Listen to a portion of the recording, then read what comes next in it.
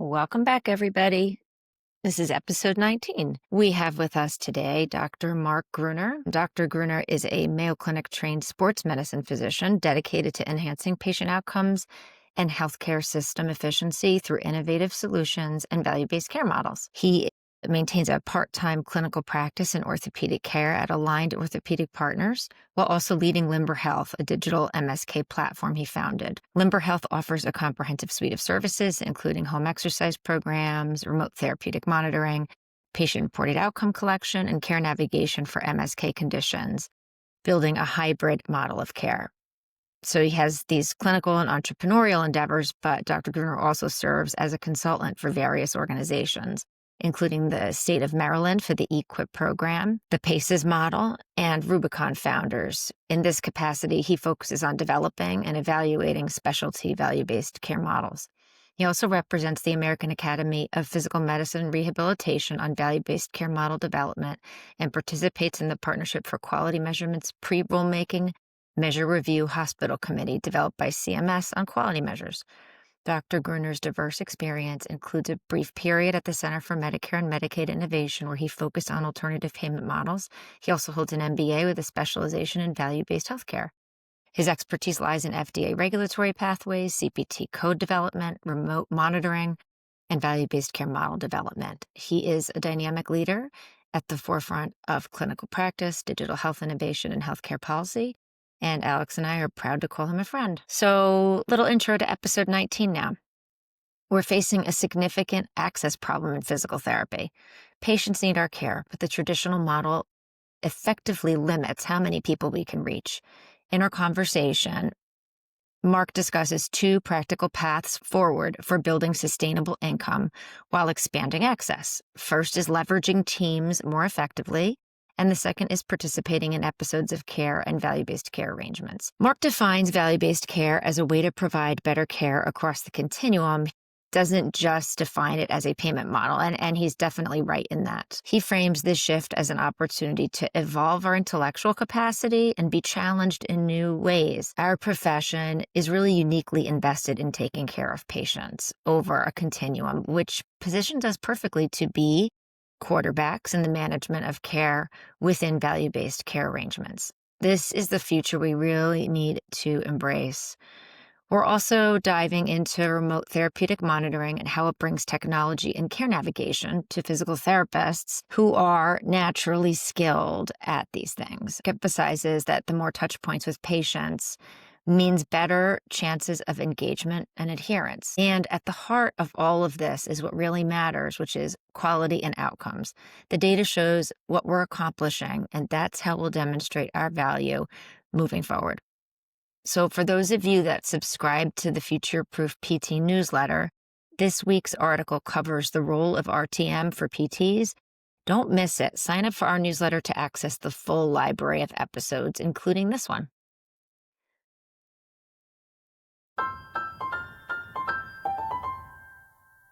Hello, everybody, and welcome back. We are here for episode 19 with Dr. Marc Gruner, and we wanted to bring Marc in because he is, first of all, a great friend of the physical therapy community and has done a lot to actually help our profession. He is a physician and a physiatrist, sports medicine doc. Take it away, Marc. We'd love to hear a little bit about you.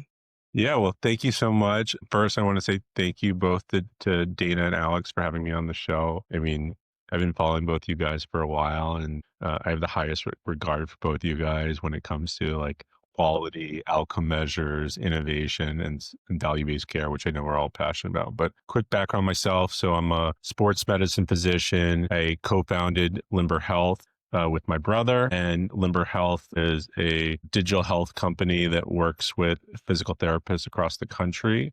We have 5 different products where we work with brick and mortar physical therapy clinics. We work with 8,000 clinics now across 85 million different patients in the United States. And we focus on 5 products. One is home exercise programs. 2 is remote therapeutic monitoring, which we helped create the CPT codes for. 3 is helping them on a glide path towards value-based care. 4 is outcomes. And then 5 is we also help with the staffing of care navigators. So thank you for having me. Thanks for being part of this process. We'd love to hear first just what drew you to value-based care, and then what were your early experiences with it like, and then why have you stuck with it? Yeah, so I did a medical degree in MBA right when the Affordable Care Act came out. Ended up working briefly at the Center for Medicare and Medicaid Innovation Center. And there I learned about episodes of care, like a bundle for like a knee replacement and several other value-based care models. And was really interested in not just what was happening in the clinic, but like what was happening across the continuum of care for a patient over a period of time. And it was there, and I did Michael Porter's value-based healthcare course and kind of drank some of the Kool-Aid and met a lot of great people. Patrick Conway, who's now the CEO of Optum, and Kevin Bosick, who leads UT Austin. One of the things that I was really interested about was how to provide better care for a patient, not just after a surgery or a visit, but across a continuum. Yeah, that is awesome, and I think you were definitely one of the first to merge some of the missing links in the allied health, like what the pillars of value-based proposition, right? And in traditional allied health. We see value-based care has gone through multiple iterations, but to really sum it up, it's taking care of a patient over a period of time and trying to get the highest quality and outcome for that patient and being invested in the patient's experience for longer period of time than just when you see them for a visit or right after a surgery. Is it in a place where you wanted it to be, or are we still getting there, or are there some constraints that are not letting it get to the place where it needs to be? I think it's gone through multiple iterations. So 10 years ago, the original value-based care models were just bundles for 90 days after a surgery. They were innovative because people really cared about the care happening across the continuum. They tried to focus on the cost, try to provide a better experience, but it ended up being a race to the bottom where the benchmark changed over time. It made it really challenging for providers to really think about value-based care and not just think about being a cost containment care. And I think that was the first iteration. The second iteration was, let's focus on only primary care, build out ACO models. And there has been savings in some ACO models, and the idea of avoiding unnecessary ED admissions, and 70 cents of every dollar is done in specialty care. And so if you don't have specialty care, value-based care models, it's hard to really make a huge impact on costs across the continuum. So, and I also think from a patient experience perspective, patients don't only go to primary care, they visit many other specialties. The continuum that I'm really excited about is there's a program that I helped work on in the state of Maryland. And we have 122 specialty value-based care models. They have condition-based procedures or condition-based episodes, which is like management of osteoarthritis or management of physical therapy over 6 months, to surgical procedural episodes. And they've really seen a lot of savings. And I think there's a chance for it bringing a lot of impact and bringing specialists into the conversation. I had the privilege with Lindbergh going to the American Physical Therapy Association and learning about the history of physical therapists and how it stemmed out of the nursing profession and how they've so invested in taking care of patients over a continuum that it made for an ideal situation for really being a quarterback in management of care and value-based care. And so, episode that we have in the state of Maryland is a upside only, meaning they only make money if they show savings, shared savings. So there's no risk involved, and any physical therapist in the state of Maryland can participate. It's a very unique model where instead of looking just at the physical therapy episode of care, we're looking at total musculoskeletal related costs. So that includes physical therapy, injections, surgeries, MRIs, and ED admissions that are related to musculoskeletal care. And if the physical therapist can lower total MSK related spend, they can actually earn a piece of savings from that care. It's a unique model that starts at the physical therapy evaluation, and then it looks 6 months after the episode. if Alex came in, he had knee pain, he would be seen. If he didn't have a surgery with a few months prior, then he would be, we call this a trigger event. An anchor happens. This is all claims based, so there's no extra work that's done to actually know who's in, who's out. Claim triggers it. They still bill fee for service. And then they look at 6 months at the end of that episode. And they look at not just the physical therapy visits, but all of the musculoskeletal related costs. And if you earn savings, so if the benchmark on average in the state of Maryland is around $8,000 per patient, if you lower savings to $7,000, then that therapist would be, in addition to their physical therapy visits, awarded $1,000 in savings. And we're seeing some of that come to life, which is really exciting for some physical therapy partners in the state of Maryland. And how has this been received? And beyond savings, how is the community responding to the call to action now with these additional abilities? I try to be as honest as possible. It's a new paradigm shift for physical therapists because they're not only responsible for, a 10 visit episode of the care, they're responsible for the care at home. They're responsible for the care at discharge and afterwards. So it's challenging. Value-based care is, if anyone who says it's easy would be lying to you, but you can imagine Limber has been really trying to partner with clinics to help them be successful. We're doing some really innovative things where we provide patient education materials on value-based care. We have patients do remote therapeutic monitoring in and out of the clinic. When they're discharged, we place them on preventative programs that are focused on things that will be sustainable for them during that 6-month episode. And then we have care navigation between month 3 and month 6 to really make sure that they stay in the care loop of that physical therapist and they don't end up in the emergency room.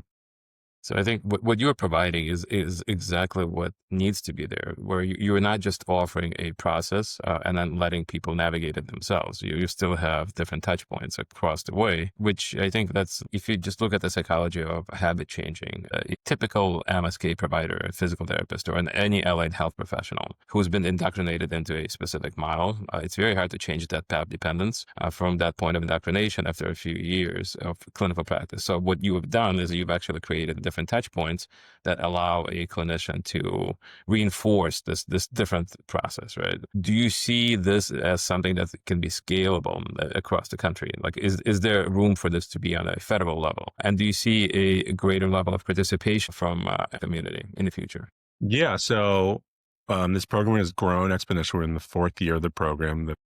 This physical therapy episode is one of 122. We saw $40 million in savings from this, true savings. And it has been well received by CMS. And we're definitely looking about how we can expand the EQIP program, EQIP, into other states. And we're excited about other opportunities of sharing best practices with other states that are interested in adopting this. And so I think the episode that I'm talking about is just one of many episodes. And the nice thing about what we're doing is we have the infrastructure, the claims clearinghouse, the transparency with the group set up, and the contracting is very easy. That we've seen groups go from like 20 groups to we have over 8,000 different providers in the state of 120 groups. That includes like endocrinologists, cardiologists, orthopedic surgeons, physical therapists. EPs we're in the 3rd year. It has tripled in the amount of people that have signed up. I don't know if you've seen this, but there's this almost a overconfident or a protective response that's like a domain-specific autonomy, and then only we can do this. And I personally think that like this arrogance has led allied health and physical therapy providers in the wrong path, where we are so restrictive towards what we want to do that we actually lost 90% of our agency because of this. So how do you lead physical therapists to understand and appreciate that it takes a village to take care of a patient, and the village has to include support personnel, the village has to include care navigators, the village has to include coaches, health coaches, and that you don't have to be the only provider from A to Z. multiple letters in the alphabet, and each letter can have its own stakeholder. So how do you educate them? It's challenging. I think in any paradigm shift, there's going to be early adopters, late adopters, and laggards. What I would say is, you have to think about healthcare and treating patients as a whole in the United States at this point.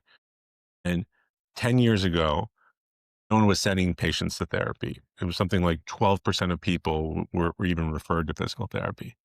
Now the secret is out that physical therapy is important and critical, but now we have a shortage of physical therapists in the United States. So if we're going to manage the population, provide the best care, not just in the clinic, but at home, broaden the amount of patients that we can provide care and access to, because access is a really important thing. In the DC area, it can be a month to get a patient into physical therapy. And we know that early and adherent therapy are the keys to lowering downstream healthcare costs.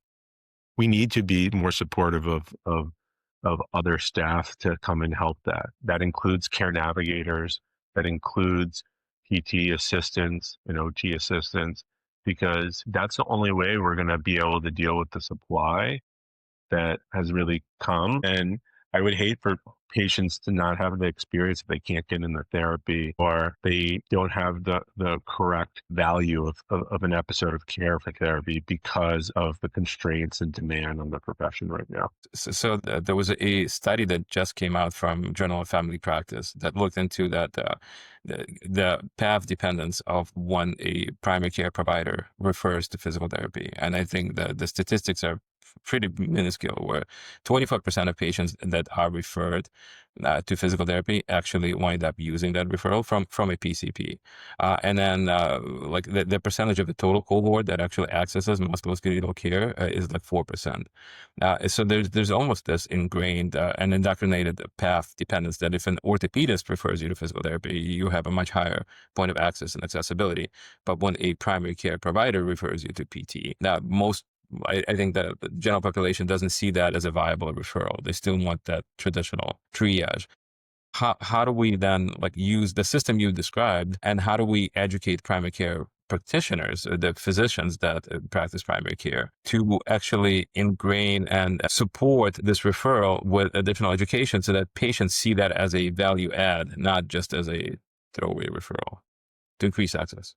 Yeah, I mean, I think everything I've learned is it talks about patient education and expectations. And when you're in a busy clinic, that's really hard. So sometimes they might not feel heard or explain what their condition is. And they might not understand that, saying that, you've got arthritis, go see a physical therapist. It's not like, all right, you've got some mild to moderate arthritis. We've ruled out all your other conditions. It's key and critical that we do strengthening because there's good evidence that shows that. Like, that type of conversation is hard to have when you have a panel and 12 conditions to manage, and some of them are life-threatening conditions. So it all depends on how it's explained, and making sure that the patient feels like they have a accurate diagnosis and they understand what's the benefits of it. And I think one of the things I still see patients, I'm a practicing physician, and there are some patients that we have to understand where they are. Like, they have busy lifestyles. Some people don't want to go to PT. They don't believe in it for some reason, unfortunately. And that makes up a portion of the population. Instead of writing them off, I think we have to figure out how can we meet them where they are, and meet them where they are in their expectations in life, and explain them things correctly. And I think a lot of that takes a while to explain in an office setting. Yeah. One of the solutions we talk about on this quite a bit is the concept of embedding a PT within primary care, which the economics work very easily when it's advanced primary care, taking full risk. And, we're not talking as much about the volume of patients coming through a primary care clinic. And we're really thinking about how can this therapist, as part of the team, best manage and triage, and have the therapist be the ones to help have those conversations. Because, to your point, it's hard to engage patients, and it's not something that, unfortunately, any physicians have had a lot of time to practice, nor has the fee-for-service system encouraged. There's not There's not additional reimbursement for taking 10 more minutes to try to engage your patient so that they go to therapy. So there's, that I'm curious about what your thoughts are about the concept of starting to embed therapists, at least in advanced primary care clinics, taking full risk. And then if we can touch on the access issue again, because I think we have two problems. We have therapists leaving the profession because reimbursement is just not high enough for a therapist. 4 years of undergrad, 3 years of PT school. It's not that far off from the cost of going to medical school, right? It's about 25% less. And yet, a PT, it's not uncommon to just, you're tapping out at about 110, if you're in a really good metropolitan area. The reimbursement is unsustainable. I think the episodes of care models are the one simple first step bright spot where therapists can, if they can embrace this concept of being part of a continuum and having more responsibility than just the treatment and discharge, right? But what do you see, as the future for therapy if we can't get those reimbursement levels higher, and any levers that you've thought about to help with that? Yeah, I mean, I think that reimbursement is tough. Dana and are really big into the health policy world. Getting more reimbursement for anything in healthcare is really hard when we see that the costs are going up, even though the providers are seeing less and less. And when you look at it controlled for inflation, that is a continual problem. The key thing to drive better reimbursement and to drive better value, because that's important, because you want to be able to feel like you're valued in your profession, is, there's only two other ways. There's connecting value-based care models and thinking about managing risk and earning money that way.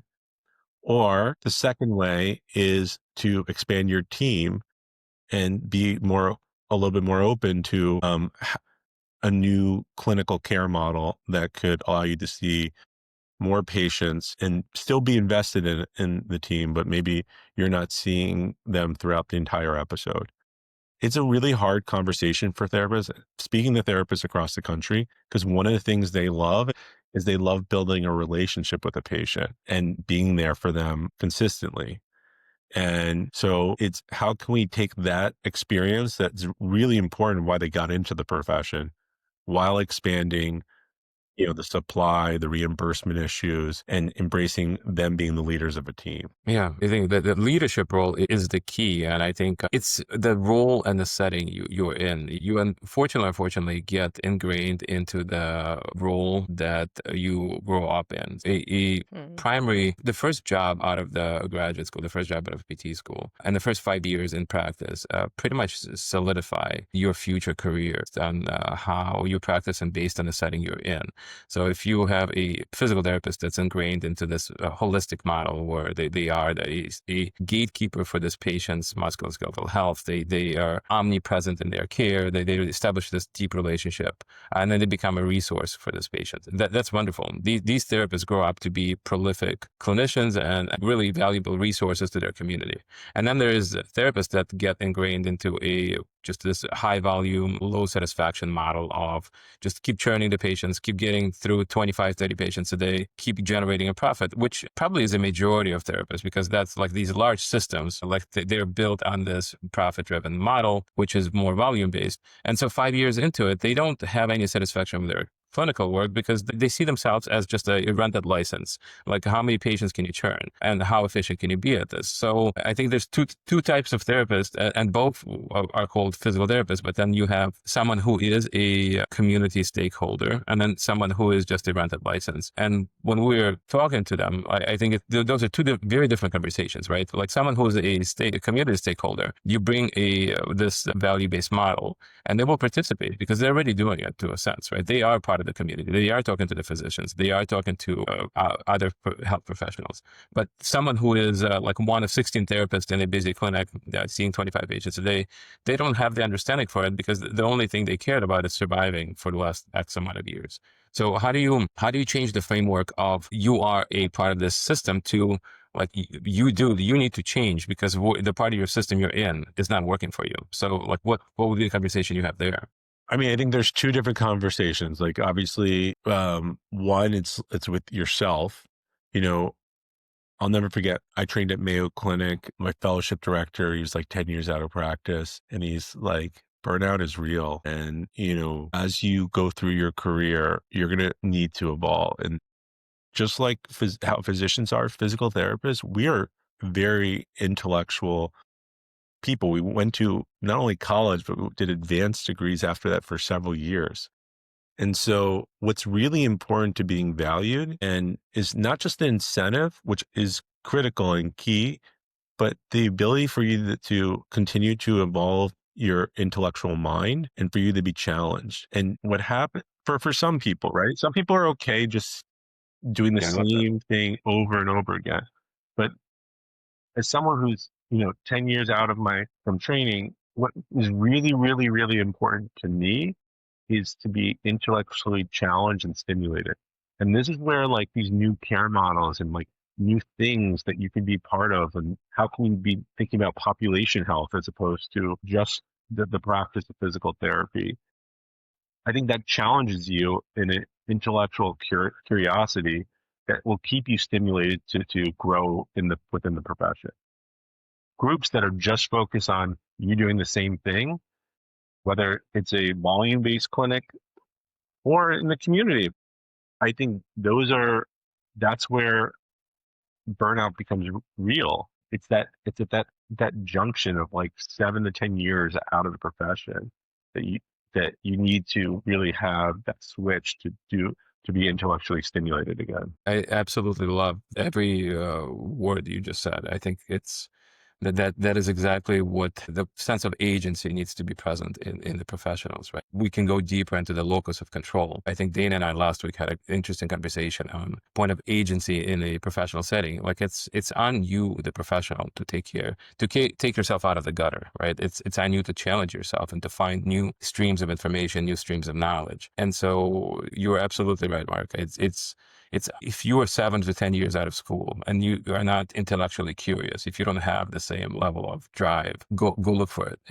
It's not going to be anybody else who takes you there. You have to be the one taking yourself there. So thank you for saying that. That's great.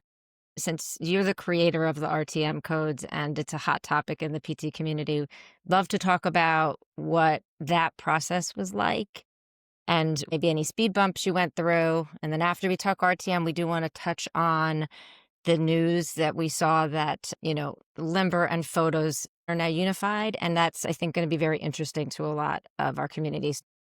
Yeah, so I think I told you the original idea that I was interested when I was at CMS was continuum of care. And that means connecting the care in the clinic with the care at home. And you can imagine that type of model matters because whatever you do, oncology, orthopedics, physical therapy, the more touch points you have, the better chance you have in driving in patient engagement and adherence.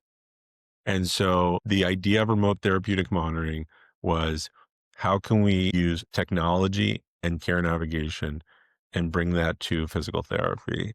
And there were a lot of stakeholders that came to the table, and we saw some success with remote patient monitoring, which is like managing blood pressure and diabetes. And then we submitted a CPT code, really gathered a lot of support.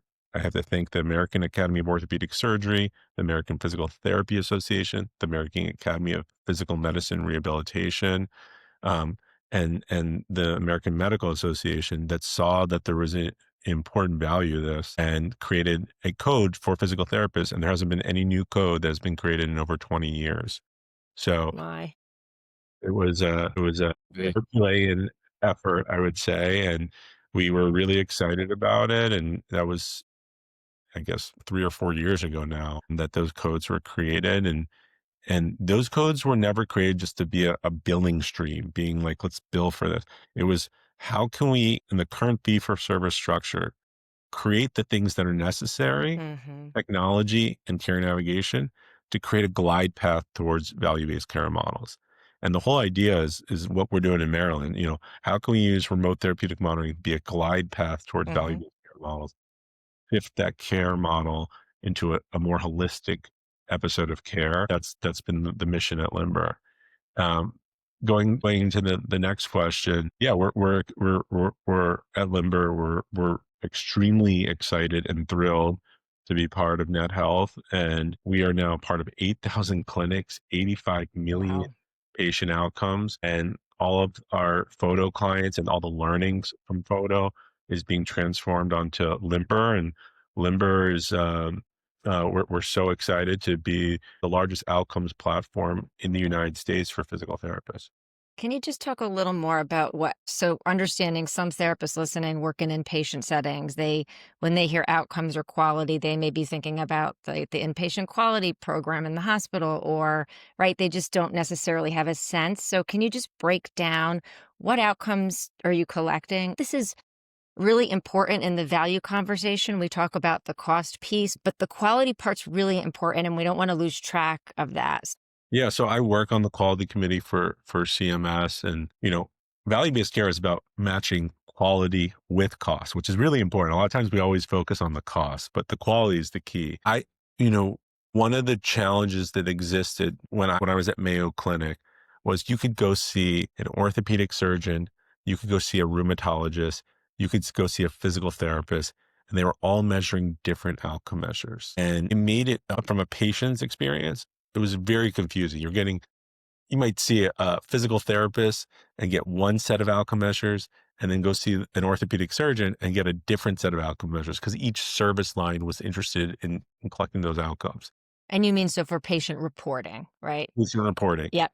And we all wanted to track patient reported outcome measures because that's the gold standard for FDA approval. That's the gold standard for objectivity. That's what we have to see if patients are improving. And it's probably the best type of measure. There are process measures and there are outcome measures. And these outcome measures are probably the best experiences from a patient's view on if things are going in the right direction or not. There were so many different outcome measures across the patient line. At Mayo, we were like, how can we streamline this? And the NIH and Northwestern have partnered together over a decade. CMS actually funded this, the creation of promise measures. And we actually had to compare like a HOOS Junior and a HOOS Junior with a promise measure. And we found that they were exactly equivalent. And Wow. then the next step was we had to get all the registries for physical therapy together and match these promise measures to other measures, make sure they're risk adjusted correctly. So, the measures didn't favor someone who was poor or favor someone who was rich over poor, different ethnic class or insurance. And so we had to match that. It's called risk adjustment. And we created a level playing field, an easier way to administer these outcome measures with automation and technology. So it didn't require a lot of work on the therapist. And I think a lot of that work is why we're seeing so much success in the collection of outcome measures. And we're really hoping to take that to the next step where we can really provide, step one is collecting, right? That's really hard to do in patient reported outcome collection. Step two is really seeing how we could take that quality and outcome measures and apply it to clinical practice. So, seeing which therapists can improve or be challenged to think about a different paradigm or think about what program might be different based off their functional level and making sure you're doing the thing. Outcome measures are a good way for you to have a self-check on reality and also think about how you could provide a better experience to a patient. They don't always go up, but hopefully a majority do with this when you're thinking about a treatment. So again, the horse to water, right? So I think outcome measures are essential because they complete the entire picture of a clinical encounter. At least a quarter of your clinical data is missing when outcome measures are absent.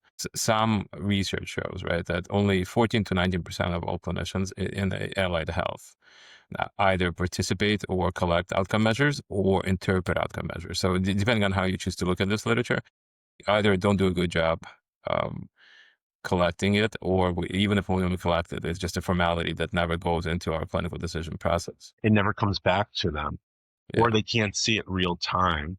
Or they don't know how to interpret it, right? That's been the challenge, and that's where we're excited about where it could go for the future. So same question as before then, how do more clinicians, now you are part of the Net Health ecosystem. So anyone who's in Net Health environment will have benefit of your resource. And I think that's just a significant and immense value add to the clinical community and to the patients. So for anyone who's not in a net health environment, how do we get the rest of professional community to understand and partake in the importance of outcome measures, not just from collection, but also analysis and operational insight that it provides? What are the others? What do others have to do? Well, I think the just starts with being really interested in measurement of value, because if you're not measuring something, it's hard to know if you're doing a good job. So I think it starts with just that belief, and then making sure that you really are interested in moving your organization to a next level. A lot of insurance companies are starting to require outcome measure collection. It's part of prior authorization. Part of what we're thinking about is how we can streamline, make it easier for the therapist to not have to deal with prior authorization as much.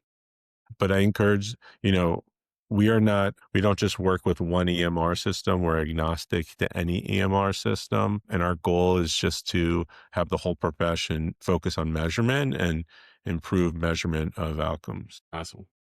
So I think that's just a little bit more detail again for those not familiar with this about, let's say my clinic is not connected to the Net Health platform, clarifying they are still able to use those services for their outcomes measure collection, correct? It doesn't stop that. Yeah, we work with over, I think, 8 electronic medical record systems to date.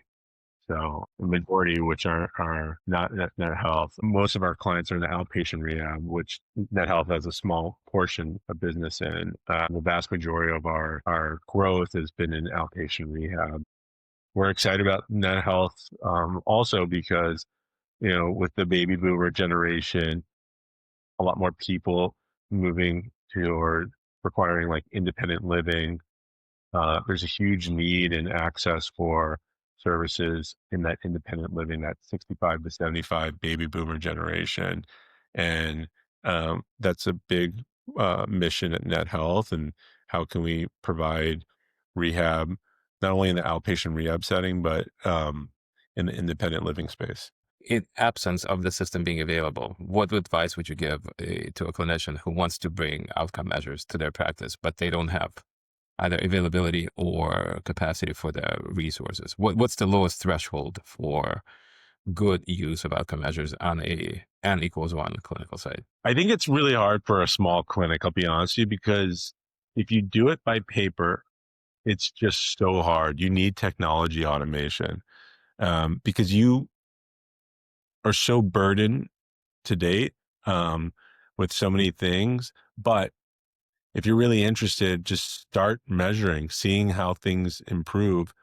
Look at it, not just only at baseline, but at 2 weeks, 4 weeks, but at discharge, and look at how patients are doing. A lot of this you guys are already doing today because, unfortunately, there's a lot of sign-offs by doctors on if patients are improving or not improving and what objective metrics are improving to validate for therapy. But I think it helps you to take a look at the data and see objectively if you feel like that you're doing a good job and comparing yourself to your peers. I think something that Alex had brought up in the pre-prep questions about the Net Health provides EMR access for some skilled nursing facilities as well, correct? And so how do you see the impact of outcomes measurement in care that's provided in the skilled nursing facility setting? And is there work being done at all? There is the potential for digital outcomes measurement to have a materially positive impact on care transformation in the skilled nursing setting. So anything you can share about that or thoughts, Mark, would be cool. Yeah, I mean, I think I wouldn't say patient report outcomes is the only measure that you need to be able to measure, because it probably changes based off your functional limitations and what goals that you're trying to achieve, right? Not everyone's trying to run again. So thinking about the measures that for outpatient rehab are going to be very different than the skilled nursing facility. And we're trying to think about how we can connect any measurement across any type of rehab, across the continuum, so we can help be that gold star for measurement. So, Mark, if you had to give some parting words to the therapy community, kind of, get us excited about what's next and hopeful, um, what would you like to share, right? What words of inspiration would you have, or of hope, or of, motivation for the community? I think that therapists have a critical role to our society to help them get improved in so many ways. It really works. One of the things that I would really strive to think about is, I know that love your relationship with your patient and you want to be there across the way. I would say thinking about how you could open up to new clinical care models, new approaches, measurement, and being more objective, thinking about how you can use technology to better your practice. I think that will be very helpful. I think if constrained by that and you don't want to open up, and even if you're a late adopter or laggard and you like the way that things are done, I think, care moves in a direction, and you want to be on the train moving in the right direction. So that's what I would say to any therapists that are listening on the show. Right on, right on. I think that there's no such thing as a clinician versus technology. It's a clinician who optimally uses technology. And in this day and age, you cannot survive and you cannot provide quality of care unless technology is part of your process. So it's just a matter of being an educated consumer of technology and integrating it into your clinical practice. So it's just thank you for what you do, Mark. It's exciting to see what you have already been able to develop, and it's exciting to see your pathway forward. And I appreciate all of the things you have done and also all of the things you are yet to do. Well, I appreciate both of you guys. You know how much I love you guys. I mean, Dana's been a good friend. I call her all the time. You guys are really passionate about moving the therapy profession in the right direction. You guys are really passionate about value-based care, technology outcomes. I think we need more vocal people like you guys to get us in the right direction. Thank you for the kind words and for being on.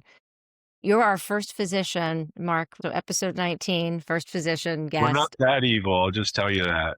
We're not always the enemy. I'll tell you that. No. In fact, we preach that collaboration is critical. And if we don't build bridges to help physicians understand what we're capable of and the value of partnering closely with us, that we're never going to evolve the profession fully. And this is why we want to bring on physicians that already have that belief. Whether or not any other physicians listen to the podcast, maybe when it becomes bigger, they will.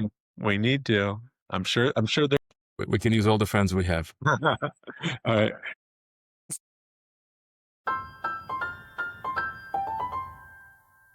Mark's challenge to us at the end of this conversation stuck with me. Care moves in a direction, and you want to be on the train moving in the right direction. That train is moving towards value-based care, towards team-based care models, and towards continuous connection with patients beyond clinic walls.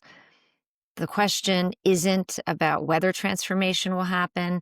It's really whether we'll be leaders shaping it, or will we be followers reacting to it. What excites me about this conversation is Mark's belief in our profession. He sees physical therapists as quarterbacks of care coordination. We have the training, the patient relationships, and the investment in long-term outcomes that position us perfectly for this evolution. But we have to be willing to open up to new models, embrace measurement, leverage technology strategically, and work in teams where we're not doing everything ourselves. It's not easy to change if you're not used to doing that. That's for sure. It does require intellectual curiosity and willingness to be challenged and to go through that transition period, which can be very tough. But that's also what keeps us engaged and growing in our profession. So if you found this conversation valuable, please share it with a colleague who's thinking about the future of the PT profession. We'd love to hear about your experience with using RTM. And of course, reach out to us anytime. Definitely subscribe to our newsletter. And Alex also sends out literature reviews once a week that accompany the newsletters that go with our episodes. So sign up for that and enjoy getting those in your inbox. With that, signing off.